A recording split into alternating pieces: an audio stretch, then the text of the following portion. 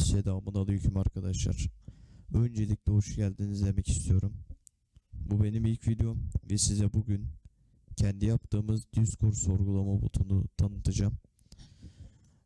İçerisinde Discord ID sorgu ve Discord kullanıcı adı sorgu diye iki seçeneğimiz var. Yani Discord ID'sini kopyalayarak yapabileceğimiz bir şey veya Discord kullanıcı adıyla yapabileceğimiz bir şey.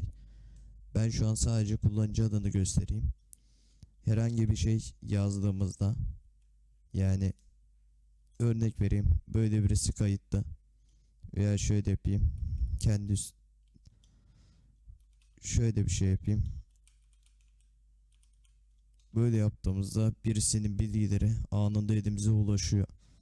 Eğer ki Discord sorgulama botunu isterseniz açıklamadaki linkten Discord serverıma, sunucuma gelmeyi unutmayın. Seviliyorsunuz. Kanalıma